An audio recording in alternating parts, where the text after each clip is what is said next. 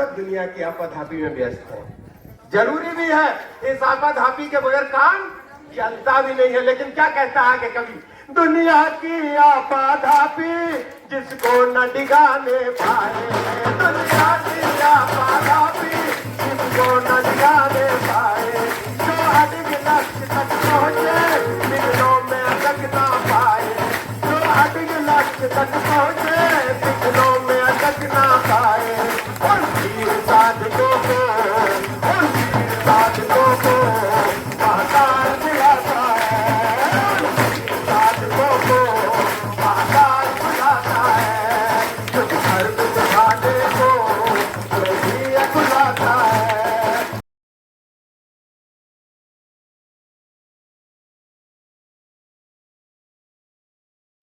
आज 28 जनवरी 2024 को अश्वमेध महायज्ञ स्थल मुंबई में मुंबई के परिजनों की एक कार्यकर्ता गोष्ठी संपन्न हुई, जिसे शांतिकुंज हरिद्वार से आए वरिष्ठ परिजनों ने संबोधित किया और मुंबई के स्थानीय कार्यकर्ताओं ने संबोधित किया। अब से नियमित रूप से कुछ न कुछ गतिविधियां मुंबई अश्वमेध की गायत्री शक्तिपीठ हल्दूचौड़ चैनल के सब्सक्राइबर को भी लगातार मिलती रहेगी, ऐसा प्रयास किया जाएगा। कौन करेगा? आप ही करेंगे। और जब आप सही रास्ते पे चलेंगे तो गुरुदेव आपको आशीर्वाद देंगे। तत्वमसि।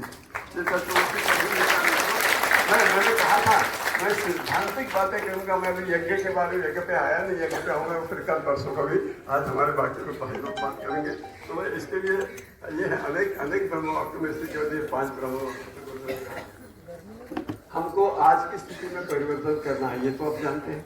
आज जिस स्थिति में हम हैं इससे बेहतर स्थिति में होकर जाना बहुत जरूरी है। हमको नहीं, मेरे परिवार को, मेरा परिवार नहीं मेरे समाज को, मेरा समाज नहीं मेरे राष्ट्र को परिवर्तन करना जरूरी। उसमें मेरी भूमिका क्या है? मेरी भूमिका है, जब चावल पकता है तो एक दाने की भूमिका क्या है? तो उसके साथ घुल मिल जाता है, जैसे चावल अन्य चावल पकते हैं वैसे वो भी पक जाता है। हमारा हम वो कण है जो भात बन जाते हैं, चावल से हम भात बन जाते हैं। तो हमको अपने आप को गला देना है। क्या हम कर रहे हैं? क्या हम सोच रहे हैं वैसा? हमको क्या करना चाहिए? आप यज्ञ के अंदर आहुति करेंगे, मेहनत करेंगे, जमीन साफ करेंगे, खाना बनाएंगे, खिलाएंगे, ये बहुत करेंगे, लेकिन उसके अंदर आपका गलना आवश्यक है। वो गलने की प्रक्रिया आपको करना बहुत जरूरी है। मैंने जैसा कहा कि मन में एक पशु है, अश्व क्यों कहा? मैं अभी आते आते गाड़ी में हमारे भाई से बात कर रहा था कि अश्व ही क्यों कहा गया? जो एनर्जी होती है ना उसको गिना जाता है हॉर्स पावर में। प्राचीन में घोड़ा रहता था जिसको बलिष्ठता का प्रतीक माना जाता था और बड़ा बलिष्ठ होता था। उन्होंने कहा था कि हमारे अंदर ऐसे कुछ तत्व है जो घोड़े के समान बलवान है। मेरे विचारों के अंदर आते हैं, मेरे आचार में भी आ जाते हैं, कभी कभी मेरे व्यवहार में भी वो पशु निर्भर होता है। इसको काटना है, मेरे अपने आप को करेक्ट करना, अपने आप को शुद्ध करना, अपने आप को बराबर करना, यही अश्वमेध है मेरे लिए। मेरे स्थायी स्तर के ऊपर, शारीरिक और मानसिक स्तर पे, व्यक्तिगत स्तर पे, मेरे परिवार में मैं क्या करता हूँ? आपका परिवार है, 2 बच्चे, पति पत्नी है, माता पिता होंगे, उसमें क्या कर रहे हैं हम लोग? क्या हम उसके अंदर कर रहे हैं? देव पूजन कर रहे हैं, संगतिकरण कर रहे हैं, दान कर रहे हैं, उसके अंदर यज्ञ कर रहे हैं। यज्ञ आहुति वाला यज्ञ नहीं, ये जीवन प्रैक्टिकल वाला यज्ञ हमको करना चाहिए। ये अगर करते हैं तो हम समझ सकते हैं कि आपने इसको किया है। तो इसके लिए आपको ये करना है कि जो आपके अंदर पशु है उसका वध करना है। और जो देवत्व, हर एक के अंदर देवत्व है, आपको पता है। कई बातें ऐसी होती कि जो करने से आपको आनंद आता है। आप बहुत भूखे हो, दिन भर का खाना नहीं खाया है, शाम को घर पहुंचे, भूख लगी है, खाने के लिए थाली लेके बैठी है, गर्म थाली। पति ने कहा कि मैं गर्म रोटी बनाती हूँ, गर्म रोटी खाओ। हम खाना खाने बैठे, पहली रोटी आती है, एक गरीब अतिथि आता है, कहता है साहब मैं 3 दिन से भूखा हूँ, मुझे कुछ खाना मिल जाए तो मुझे बड़ा अच्छा होगा। आप अपनी थाली उसको दे देते हो और आप भूखा रह जाते हो। उस दिन आपको दुख होता है, दुख रहने, आपको आनंद आता है कि आज मैंने कुछ काम किया है। और यही जो आनंद है वो अन्य किसी से नहीं मिलता। मीठा खाने से वो आनंद नहीं मिलता, और कुछ करने से आनंद मिलता। परिवर्तन का जो क्षण है उसके अंदर हमारा जो सैक्रिफाइस होता है, जो हमारा समर्पण होता है, जो हम कहते हैं गुरुदेव को समर्पित, गुरुदेव को समर्पण होना यानी गुरुदेव के विचारों में समर्पित होकर उसके कार्यों में हाथ बटाना। हम कितना हाथ बटाते हैं? अब ये मौका है आपका, हमारा। केवल मुंबई का नहीं, मुंबई को तो लीड लेना है, मुंबई में आप लोगों को लीड लेना है, आगे चलना है, आगे पीछे पीछे पूरे महाराष्ट्र के पूरे भारत के लोग आएंगे, क्योंकि मुंबई अशोक की तरफ लोग एक विशेष दृष्टि से देखते हैं। आप लोगों ने चाहा था बड़ा यज्ञ हो, बड़ा यज्ञ हो गया, लंबा यज्ञ हो, लंबा यज्ञ हो गया। अब उसकी तैयारी के लिए हमको हाथ कम करते हैं। हम जब से आए हैं 1 महीना हो गया मुझे यहाँ पर आकर, मुझे ऐसा लगता था कि मुंबई है कितने लोग, नहीं है तो ये कैसा करेंगे। मैं मन की बात कह रहा हूँ, मैं आपसे मन की बात करने के लिए आया हूँ यहाँ पे। मुझे डर लग रहा था कि मैं कैसे, आज लग रहा है कि है मुंबई में लोग आएंगे, करेंगे तो आप जाएंगे और काम करेंगे। आने के लिए आपको ट्रांसपोर्ट, आपके लिए रेलवे, ट्रैक, ट्रेन जो कुछ है उससे पूरे व्यवधान होगा, पर आपको बैच बाय बैच करके आना है। यहाँ पे श्रमदान करना है, श्रमदान करना है। आपके पास जो कुछ है उसका दान करना है। केवल आपके पास शरीर है तो शरीर का श्रमदान, बुद्धि दान, आपके पास जो है उसको गुरुदेव के काम में लगाना होगा, अपना सर्वश्रेष्ठ दान है। इसके लिए मैं आह्वान करता हूँ। और ये पुस्तक तो मैं ये केवल दो बातें आपके सामने और बच्चे को रखना चाहूँगा। 2 पत्र, छोटे छोटे पत्र है, उसको आप पढ़िए। आपसे अपेक्षा क्या है गुरुदेव की? गुरुदेव ने एक छोटा सा पत्र लिखा है, 4 मिनट में पढ़ा जा सकता है। अपने अवयव से, अपने अंग अवयवों से आपको गुरु ने अपना शरीर का अंग अवयव कहा है। आपसे अपेक्षा रखते हैं। वो क्या रखते हैं अपेक्षा? हमारे जीवन का ध्येय उसके अंदर बता दिया जाता है कि बेटा ये मैं चाहता हूँ तेरे से। वो पहले ही कह देते कि कोई भी परिजन हनुमान से कम स्तर का ना हो। पर यहाँ पे मैं फेल हो गया, मैं तो फेल हो गया कि मैं हनुमान के स्तर का नहीं हूँ, मुझे प्रयास करना पड़ेगा। और गुरुदेव अपेक्षा रखते हैं मेरे से कि हनुमान से कम स्तर का बेटा तुझे नहीं रहना है, हनुमान के स्तर का कम से कम काम करना है। हम अपने आप को कस के देखें। इसी में 4 सवाल गुरुदेव पूछते हैं। आप नित्य अपने अंतरात्मा से पूछे, उसे 4 सवाल पूछे। 4 सवाल मुझे याद है, मैं बताऊंगा तो समझ जाएगा। आप नित्य अपने अंतरात्मा, जो हम कर सकते थे उसके राय रखी तो मेरी, जो हम कर सकते उसको पूरा किया कि थोड़ा सा कम रह गया।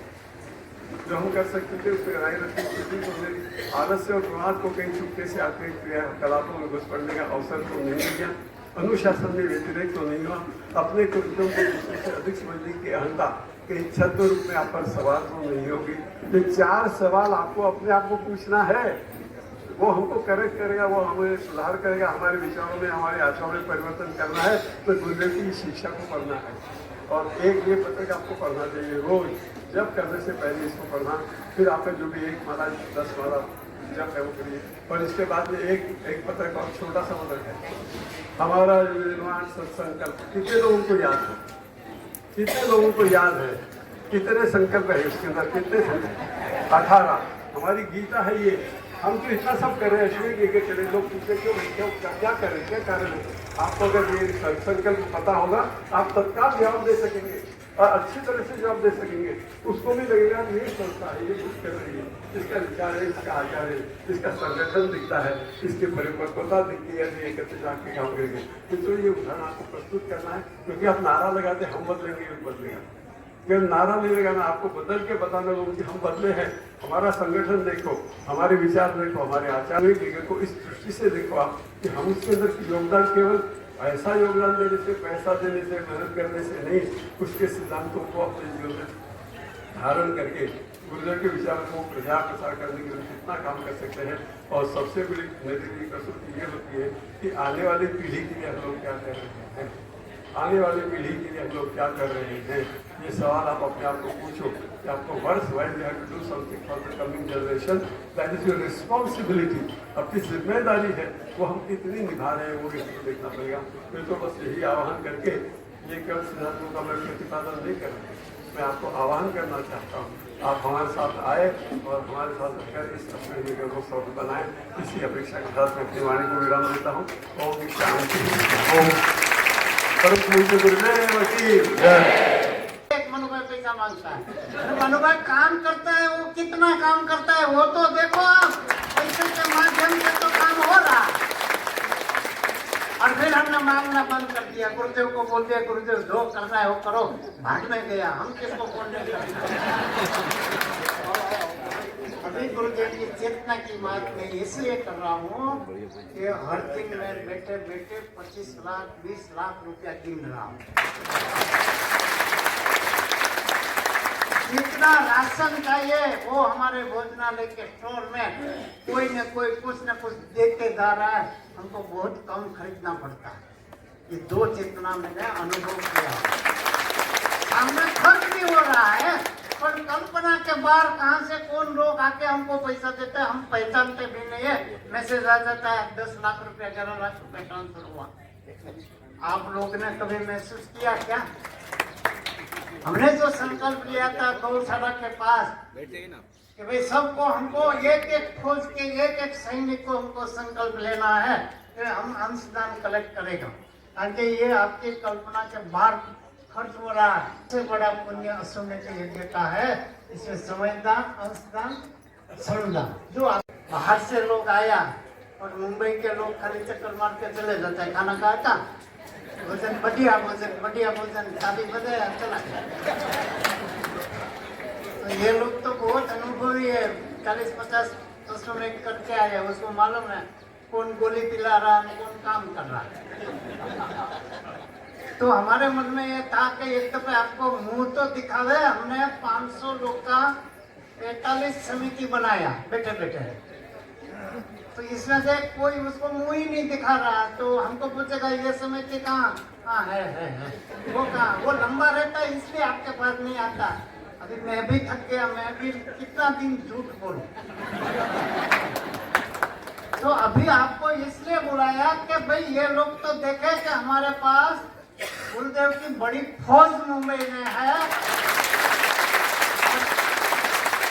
ये फौज का संकल्प से आज समय के हम लोग ने संकल्प लिया है और ये फौज के माध्यम से अश्वमेध यज्ञ सफल करेंगे हम।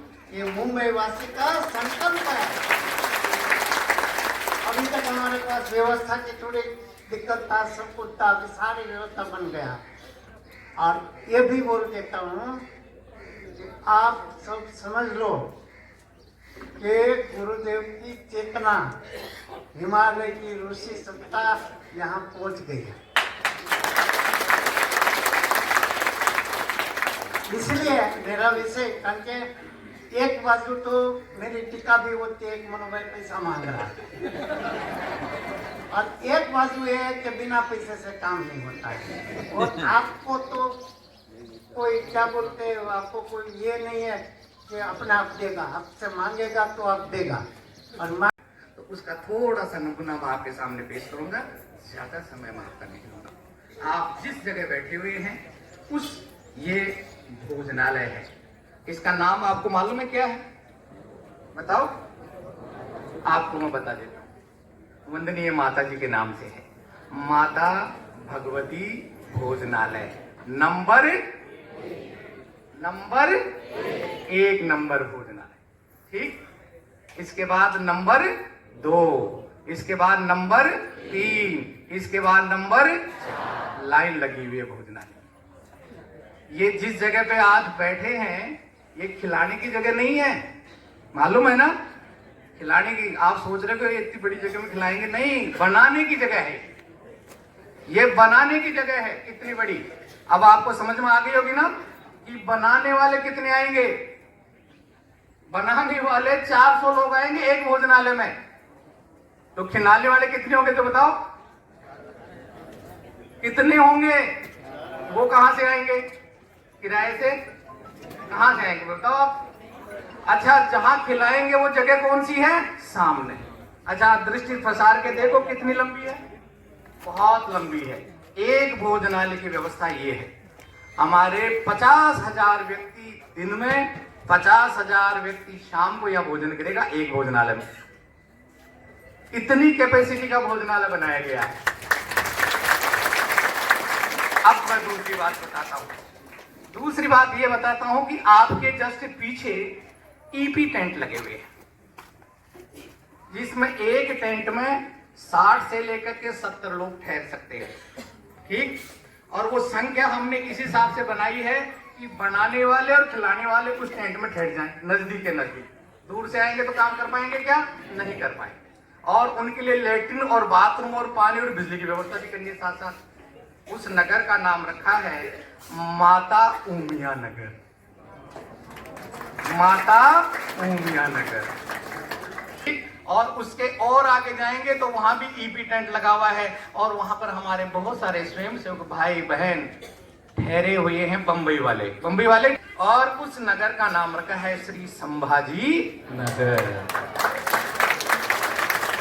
और उस संभाजी नगर से लगा हुआ ही एक नगर है, नगर नंबर 4। वो भी हमारे ऐसे लोग जो इस भोजनालय के लिए विशेष काम कर रहे हैं उनके लिए बनाया गया है। उसका नाम है रामकृष्ण नगर। ये तो होगी इस लाइन की बात। अब हम उस लाइन पे चलते हैं सामने बीच में हमारा 100 फीट का रास्ता है। जिधर से आप आए ना, ये रास्ता है हमारा। ये रास्ता सीधा यज्ञशाला तक जाता है, भोजन कराता हुआ यज्ञशाला तक जाता है। उसके उस पार हमारे 2 बड़े बड़े नगर हैं। ये तो छोटे छोटे नगर हैं, वो बड़े बड़े। आप देख के जाना, ऐसा नहीं है कि आप ऐसे निकल जाओ बगैर देखे ही। सामने नगर है जिसमें ईपी टेंट लगा हुआ ना, ऐसा लगा कि नहीं लगा?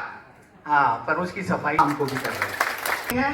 और उसका नाम रखा है संत कबीर नगर। इसकी कैपेसिटी है 10,000 लोगों के ठहरने की। इससे और उसमें लेटरिन बाथरूम हमारा 300 बने हुए हैं। देखना आप, सब में टोटियां लगी हुई हैं, प्लस लगा हुआ है ना। ऐसी सुंदर व्यवस्था कर रहे हैं। उससे आगे और लगा हुआ है नगर, उसका नाम है श्री राम नगर। और इस पूरे परिसर का एक नाम दिया गया है। बताओ क्या नाम दिया गया है? श्री रामपुरम। श्री रामपुरम में हम सब लोग बैठे हुए। इससे थोड़ा सा आगे चले अपन, यज्ञशाला के सामने 200 फीट का रोड है। उसके दोनों तरफ काफी सारी एक्टिविटीज है और बड़ा गेट है, 200 फीट का बड़ा ह्यूज बड़ा वाला गेट बना रहे हैं। देखेंगे आप, ये गेट यहाँ भी बनेगा 100 फीट वाला, 200 फीट वाला उधर भी बनेगा। उसके लेफ्ट साइड में प्रवचन मैदान है। आपने जिससे भी लिया होगा वो सबको हम 2-3 टाइप के कार्ड बना रहे हैं और सबको एक कुंड में 3 जोड़ी को बिठाने का हम कोशिश करते हैं। ज्यादा प्रेशर आएगा तो 4 जोड़ी बिठाएगा। हमको 3000 जोड़ी चाहिए। अभी मैं भी यही गया, 3000 जोड़ी मुंबई में कहाँ से निकालेगा? तो ये है, अरे ऐसा खल हो जाएगा। वो आप तो बोलेगा हो जाएगा, पर मेरी भाषा अलग है। ऐसा तो सब आएगा, लाइन लगा 10,000 आदमी, एक पारी में 10,000 आदमी है, हो जाएगा। वो तो आपकी बात है, हमारी बात अलग है। हाँ, समझ गया। ये कहाँ से आएगा? और इसमें हम बिठाएगा तो हमको कंगे। देखो सीधा बात, सब कार्यकर्ता है, सालों से मैं आपके साथ काम कर रहा हूँ, मेरे को मालूम है। मैं अभी थोड़ा खुल कर बोलता हूँ कि भाई जो हमारा बजट है वो और ज्यादा।